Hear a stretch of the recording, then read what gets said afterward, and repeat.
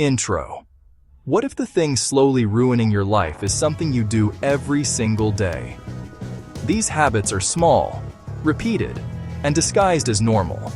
So they fly under the radar until you wake up and realize you're paying the price.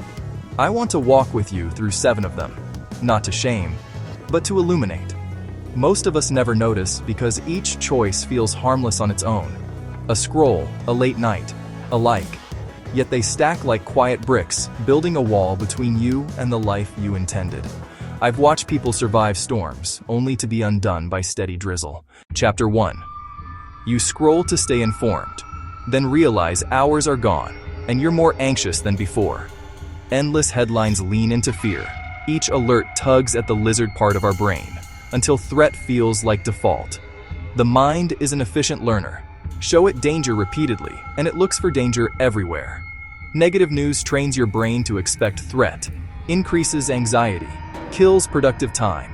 Someone checks headlines in bed, again and again, drifts to sleep with adrenaline humming under the covers. Morning comes. Exhaustion follows. They show up to work drained and distracted, their focus stolen by the last story. The fix begins with a decision.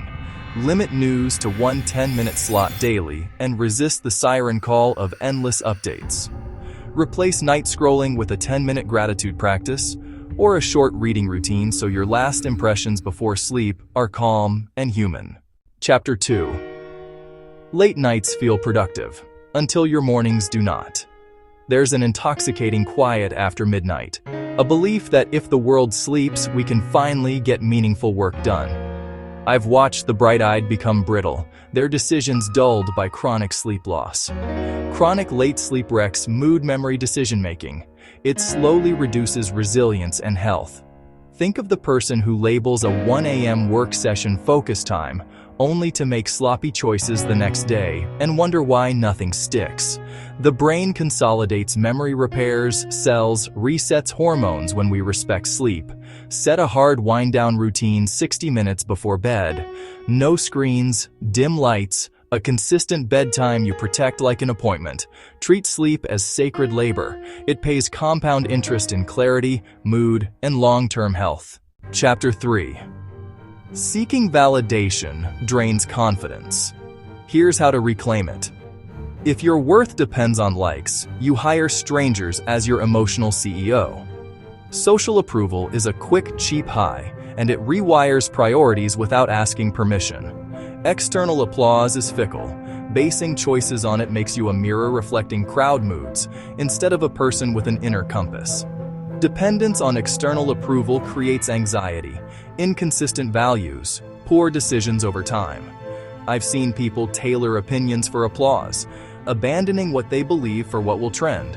Picture someone posting their thoughts to garner nods, and then privately realizing they don't know what they actually think. Practice one uncuffed choice per week. Do something aligned with your values, no audience required. Chapter 4. Doing 10 things at once leaves you barely doing any of them well. We romanticize multitasking, yet the brain pays a high price when it juggles. Task switching costs time, energy, accuracy. What feels productive is often scattered and shallow. Task switching reduces quality, increases mistakes, and steals time through cognitive cost you never see until results arrive late. Imagine answering emails while in a meeting, nodding while missing key decisions, then wondering why nothing progressed. The solution is deceptively simple. Honor concentrated work.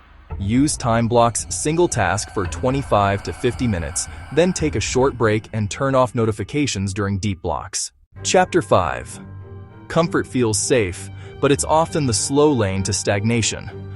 Our brains prefer the path with the least resistance. It's how we survived. But life rarely stretches us without stretching our edges. Avoidance prevents growth, reinforces fear, narrows options over time until one day you look up and see fewer possibilities than you remember wanting. I have sat with people who skipped hard conversations and watched relationships fray at the edges, then wondered why closeness faded. Reframe discomfort as data. A single uncomfortable action is not failure, but feedback on what you can tolerate and what you cannot tolerate. This week, take one small, uncomfortable action, a conversation, an application, a call, and treat the result as information. Each small risk electrifies possibility and teaches you what your courage is made of. Chapter 6. Your inner narrator can be a saboteur, and most people never edit it. We repeat stories to ourselves like a worn record. They dictate volume and tempo of our lives. Persistent negative self-talk lowers motivation, increases stress, and becomes a self-fulfilling prophecy. If you never challenge the script, I've observed talented people stall because they believed an unkind line once and never contradicted it. Picture someone who thinks, "I'm a failure," after one mistake, and then abandons a promising project because the voice told them so. Interrupt the loop, name the thought, challenge the evidence, and then replace it with one actionable sentence. What's one small next step? That last line is a bridge from rumination to movement, and movement dissolves the loudest critics over time. Chapter 7.